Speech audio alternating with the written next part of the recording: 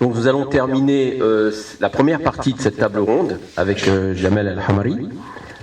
Donc Jamel est docteur en histoire de l'islam contemporain à l'université de Strasbourg. Il est diplômé d'islamologie à l'EPHE La Sorbonne. Il est le fondateur de l'Académie française de la pensée islamique. Il est l'auteur également de plusieurs ouvrages autour de Malek Ben Nabi. Donc Malek Ben Nabi, une vie au service d'une pensée, chez Al-Borak. La vocation civilisationnelle de l'islam dans l'œuvre de Malek Ben Nabi aux éditions du Cerf, et l'histoire de l'islam et des musulmans de France de 720 à 2021 aux éditions de l'AFPI. Après une brève présentation de Malek Ben Nabi et de son livre Le phénomène coranique, donc Jamel va nous expliquer comment Ben Nabi s'est positionné vis-à-vis des sciences humaines et des sciences islamiques dans son étude du Coran. Merci Jamel. Salam alaikum. Je remercie les intervenants au nom des organisateurs à qui on a demandé d'introduire ou de commencer à introduire ou de commencer à envisager à introduire Ibn Arabi, René Guénon et tous les auteurs qui vont suivre. C'est un exercice extrêmement difficile et je remercie mes deux collègues qui viennent d'intervenir. Alors, tout à l'heure, Slimane parlait du lien entre Ibn Arabi et René Guénon. On pourrait aussi faire un lien aussi entre René Guénon et Malek Ben Nabi, puisque dans l'un de ses articles, il mentionne René Guénon et ses disciples. Donc il y a un lien. On parlait tout à l'heure également de Hamidullah, on peut rajouter Najmuddin Bamat, donc il y a toute une génération aussi, avec les continuateurs, les disciples de René Guénon, qui se côtoient en France. Voilà. Et moi je vais parler donc de Malek Ben Nabi qui a écrit un ouvrage sur le Coran en langue française. Voilà. Alors, peut-être une petite citation pour vous donner, pour vous faire goûter un petit peu la pensée de Malek Ben Nabi concernant le Coran. Il dit, dans le phénomène coranique, on découvre dans le processus de la pensée coranique une substance surprenante et un ordre supérieur qui semble émaner de la connaissance pure d'où jaillit le verset. Ces paradoxes semblent alors placer en avant de l'esprit humain qui progresse comme des témoignages anticipés de l'essence supérieure de la notion coranique. Après cette citation, j'aimerais peut-être juste situer également Malek Ben Nabi, que tout le monde ne connaît pas forcément. Alors, je renvoie également au livre que j'ai publié aux éditions Al-Borak concernant Malek Ben Nabi, qui introduit sa vie et sa pensée. Alors, Malek Ben Nabi est né en 1905 à Constantine et meurt en 1973 à Alger. Il vit 4 grandes périodes historiques. La première, 1905-1914, on est dans l'apogée du colonialisme, français et européen. Deuxième partie, l'entre-deux-guerres. Et là, on a l'éveil de la conscience musulmane, on commence à parler d'indépendance, notamment en Algérie. Et Malek Ben Nabi, il émerge également en tant qu'étudiant à Constantine, en côtoyant les élèves de Cheikh Ibn Badis et de ce mouvement, de cette association des ulama. Troisième période, donc celle de l'après-guerre. Et c'est à ce moment-là où il écrit le phénomène coranique, c'est à ce moment-là où il publie énormément d'ouvrages, donc qui va de 45 jusqu'à l'indépendance de l'Algérie en 62. Et là, la majeure partie de son œuvre est écrite dans cette troisième partie. Et enfin, la quatrième et dernière partie de sa vie, 1962-1973, du temps à revenir en Algérie, il revient 1 an après l'indépendance, et là on est plus dans un Ben Nabi qui essaye de transmettre, comme il a transmis en Égypte auprès d'un public arabophone, il transmet donc ses idées, sa pensée, auprès d'élèves qui vont venir après en France. On en a quelques-uns, on pense à Rachid Ben Aïssa, Omar Ben Aïssa, d'autres élèves qui sont venus ici, qui ont transmis, et qui à travers leurs publications m'ont fait connaître Malek Ben Nabi. Je rappelle que je suis marocain, si ça va. Et donc j'ai osé traverser la frontière pour découvrir la pensée de Malek Ben Nabi. Et si je le rappelle maintenant, c'est dans le cadre d'un appel à la fraternité également. Alors, Malek Ben Nabi a vécu en Algérie, en France et en Égypte. Il écrit plus de 20 livres, 150 articles et ses mémoires. Il a une formation religieuse dans une médersa, à ne pas confondre avec une madrasa. Et c'est intéressant parce que ça oriente également son édification intellectuelle.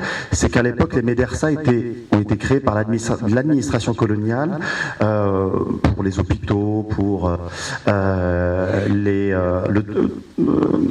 rendre le droit musulman. Et Malek Benabi se forme pour devenir, comme son papa, quelqu'un qui va rendre la justice musulmane sur les questions d'héritage et de mariage.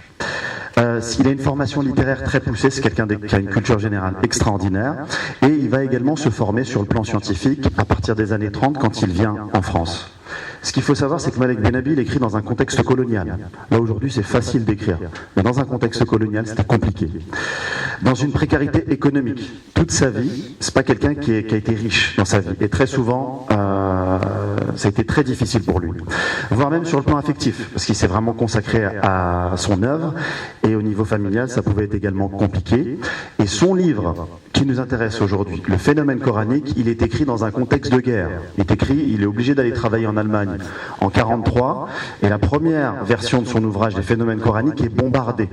Voilà. Et donc il réécrit son ouvrage juste après la Seconde Guerre mondiale. Alors, Malek Benabi dans Le phénomène coranique, c'est intéressant parce que il n'a pas la légitimité d'un savant musulman. Il n'a pas été formé il n'a pas eu la formation d'un cheikh comme Cheikh Ben Badis. Il n'a pas non plus une formation universitaire d'un islamologue. Et donc, son ouvrage, en fait, Le phénomène coranique, il parle, quand il commence à parler du cadre restreint de l'exégèse classique du Coran, il se faire une place entre le savant traditionnel et l'islamologue. Et donc, quand il part de ce cadre restreint de l'exégèse classique coranique, il va à la fois confirmer des choses qui font partie du patrimoine classique musulman, que le Coran est un livre qui a été fixé du temps du prophète sallallahu alayhi wa sallam, que le Coran, et là c'est peut-être son influence chaldonienne, a donné l'impulsion à la civilisation islamique, qu'il faut étudier le Coran, et là ça rejoint un peu ce que pourrait dire René Guénon, qu'il faut étudier la révélation coranique et la vocation prophétique dans un cadre plus large de la tradition monothéiste, dont l'islam serait le couronnement. Voilà. D'un côté, il va confirmer ce que la tradition musulmane dit sur le Coran, et de l'autre côté, il va également, et c'est là où il est intéressant, et c'est là où il rejoint ce que Slimane disait sur René Guénon, c'est qu'il va tout de suite, par exemple, alerter sur les dangers des travaux d'un Louis Massignon. Qui en s'intéressant par exemple à Al-Hallaj, lui tout de suite il voit une façon de s'intéresser déjà à quelqu'un qui est très, très minoritaire, une espèce de figure christique dans l'islam, et donc lui il voit ce danger déjà sur le plan de l'islamologie. Après c'est quelqu'un qui a, René Guénon, si on revient sur l'histoire, a une influence sur la politique musulmane, et enfin donc politique musulmane est dit également aussi un rapport très étroit et collaboratif avec la police des indigènes qui surveillaient des profils dangereux, en tout cas considérés comme dangereux, comme Malek Benabi. Et également, il y avait aussi des notes, Malek Benabi nous parle de comptes rendus que Massignon faisait également à l'église catholique.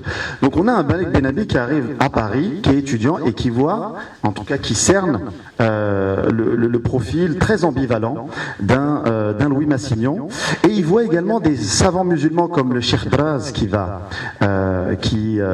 faire la préface du phénomène coranique. Il voit quelque part la naïveté de ces ulama qui viennent du monde musulman, qui sont formés dans les universités musulmanes les plus prestigieuses, venir avec une certaine naïveté, finir leur cursus scolaire à la Sorbonne, à l'EPHE, etc., etc. Et c'est intéressant parce que, en vérité, cette double critique qu'il peut avoir, Malek Benabi dans le phénomène coranique, on le voit, c'est une critique vis-à-vis des ulama qui peuvent faire preuve de naïveté dans ce qu'il appelle la lutte idéologique, là il reprend également ce que l'école orientaliste dit, c'est-à-dire que finalement l'exégèse coranique des savants musulmans est plutôt à l'arrêt, donc il faut lui donner du mouvement. Et on le voit dans ses propos. Donc il y a cette double critique. Les ulama ne se rendent pas compte dans quel monde ils vont, dans quel monde ils sont. Donc il y a besoin d'un ijtihad plus ouvert, plus dynamique. Et de l'autre côté, ils critiquent également les islamologues, les orientalistes, en disant « mais attention, ce qu'ils font n'est pas neutre ». Et d'ailleurs, il n'y a qu'à renvoyer le lien entre le développement des écoles orientalistes et le rapport du monde occidental avec le monde musulman. On a commencé à traduire même les croisades, les traductions de Pierre le Vénérable. Plusieurs siècles plus tard, on traduit des ouvrages d'Ibn Khaldoun par le ministre des Français, non pas par islamophilie, mais parce qu'on voulait simplement comprendre la différence entre les Arabes et les Berbères, pour mieux les coloniser. Donc Malek Benabi, il est extrêmement pertinent sur ce sujet-là, et dans la première partie du phénomène coranique, il essaye de faire sa place. Cheikh Draz fait la préface de l'ouvrage de Malek Benabi, et finalement il va dire que Malek Benabi est pas si original que cela, que c'est bien ce qu'il a fait, mais que d'autres ont fait. Donc voilà, là on a la critique d'un savant musulman réputé mondialement. Et de l'autre côté, le courant orientaliste n'en parle pas. En Algérie, l'association des ulama avait des revues également, n'en parle pas également. Donc il est extrêmement déçu de l'accueil du phénomène coranique. Il me reste combien de temps? Ça y est. Ça y est, j'ai conclu. Je laissais toujours. Merci. Non, mais 30 secondes. J'ai senti que tu commençais à écrire. Il était en train de les atteindre. Voilà. Bon, eh ben écoutez, on va terminer là-dessus. Tout ça pour dire que la démarche d'un Malek Benabi, eu égard à sa vie, eu égard à ses objectifs, il me semble que l'apport d'un Malek Benabi, c'est pour avoir vécu en France, d'avoir su finalement décrypter aussi les stratégies, aussi il a su révéler également un autre aspect du colonialisme, c'est-à-dire le lien entre savoir et colonisation. Je pense que l'un des apports du phénomène coranique, il est là. La deuxième des choses, c'est qu'il écrit dans un contexte où la jeunesse musulmane est très attirée par les idéologies comme le communisme, comme le socialisme, comme l'arabisme. Et donc lui, en écrivant cet ouvrage-là, il veut donner une base rationnelle à l'étude du Coran pour vraiment remobiliser le camp des musulmans, en disant mais il faut être fier également de ce patrimoine. Et enfin, peut-être ne s'en rend-il pas compte, et c'est peut-être une question également qu'on pose et qui nous permettra d'engager le débat avec mes camarades, notamment Slimane, c'est que parfois, en faisant aussi cela, est-ce qu'on n'ouvre pas la boîte de Pandore aussi?